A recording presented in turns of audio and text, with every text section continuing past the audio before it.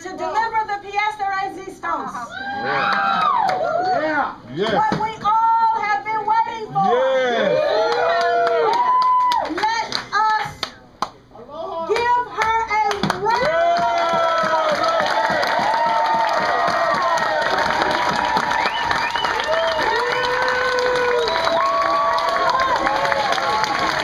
Roseanne, Roseanne, Roseanne, Roseanne, Roseanne, Roseanne, Roseanne, Roseanne, Roseanne, Roseanne.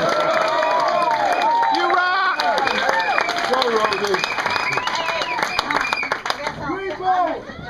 Hey, thank you all for being here. Yes.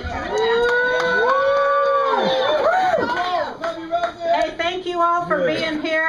Thank you for breaking through your mind control programming, your MK Ultra mind control programming to reach the other side where you actually have some free thought. And thank God that marijuana helps us get that.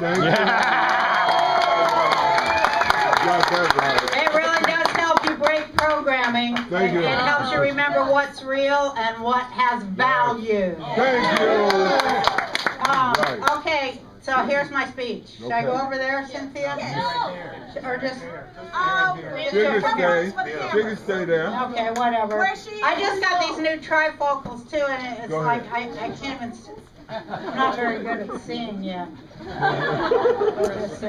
This is why pot must be legalized, not just decriminalized. Because the minute that happens, the machine that is ruining our country will be closed down. It is fueled by pot arrests. 6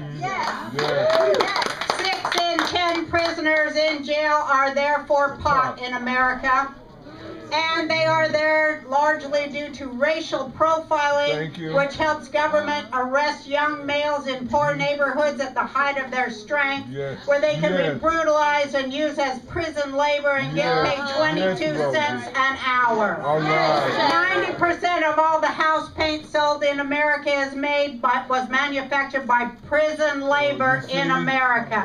America's new manufacturing base, ladies and gentlemen. I do have faith that now that white middle-class teenagers are going to be going to prison for pot, and not just darker-skinned working-class kids, that America will wake up and see that giving its kids a choice between war and prison, if they are poor, is not really a choice at all.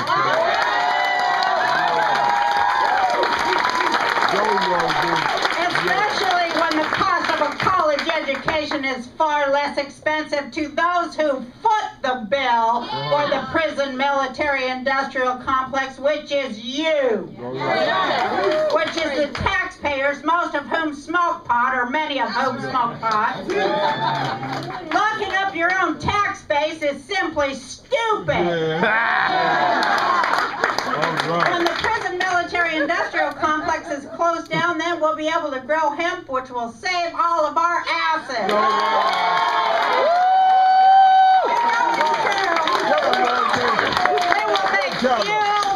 We will make shelter, fuel, food, and a whole bunch of other stuff for pennies.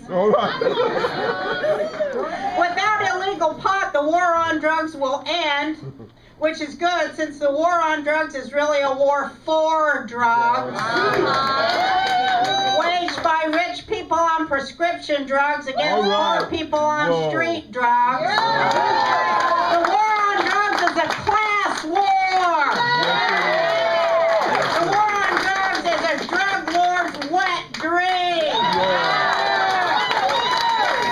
People are being tortured and murdered every day in Mexico. Pot is big business. Billions are invested in keeping it illegal. Drug lords own judges and they own prisons too. That's why we do need smaller government, small and efficient government, not for profit, not government for profit. Government's not supposed to be run like a business.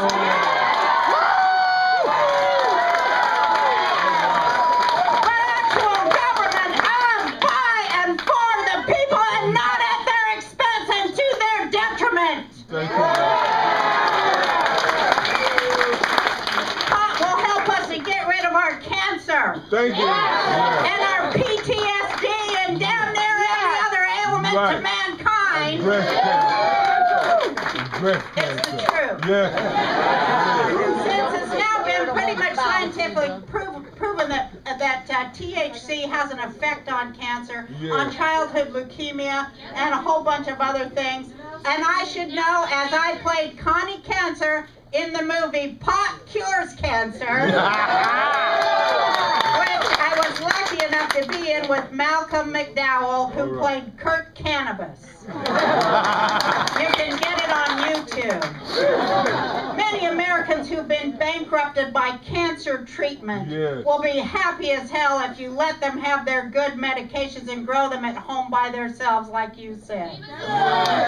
Thank you for listening. I just want to say that it takes only 2 years for hemp to regrow and to reharvest, and that is way ahead of any other crop yield. I know this lingo because I'm a nut farmer in Hawaii. I'll tell you one thing, if people would be getting their protein from nuts instead of animals, we wouldn't be having any global warming. And we'd have our birds, our bees, and our fish. We will have no crops without those things. That's right. If they would let me grow hemp, which they won't because it's not a free country. But if I could grow hemp, I'd start businesses right and left and employ thousands, maybe hundreds of thousands of Americans. The geniuses that sit atop this outdated and obsolete form of capitalism called free market capitalism, which is hilarious, ironic. So ironic, because what it actually does is profit from the moral stain of slavery, and that's what they call free markets. Slavery. Which has increased 2,000-fold in the world since Ronald Reagan took office, and helped to overturn every gain that workers fought and died for over hundreds of years.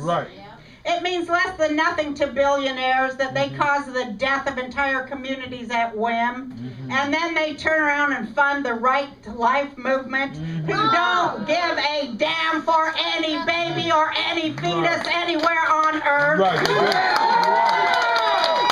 But only in getting their hands on women's rights and women's bodies and women's minds. Now, if you want a candidate such as myself who believes that social safety nets and health care should come before the profits of a few in those hallowed halls of Congress, where we the people have sent our chosen representatives to sit in our names at those tables where public money is apportioned, then here I am. All right.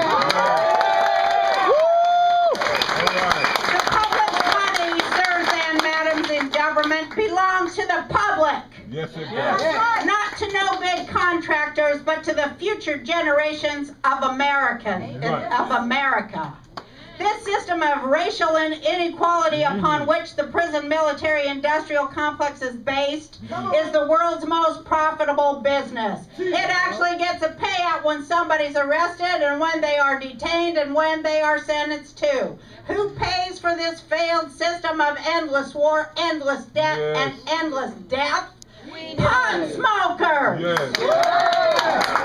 As I said, 6 in 10 prisoners in America are there for pot. And when they find pot in your home, they are free to take your home and everything in it due to their lobbying efforts against the people and at the people's expense. Locking up your tax base is insane, and so is this entire government insane. As racism, hatred, and sexism are all insane. Resist insanity.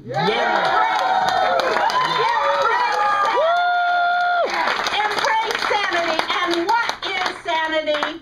The desire for and the right to pursue sustainable and efficient solutions to actual existing problems of humanity, and to vote in free elections not based on limitless corruption, gerrymandering, and the disenfranchise of those who make less than $25,000 per year. The minimum wage worker. That is who this whole thing is aimed at. The pot, the drug war, the whole every damn mind war. That's what it is.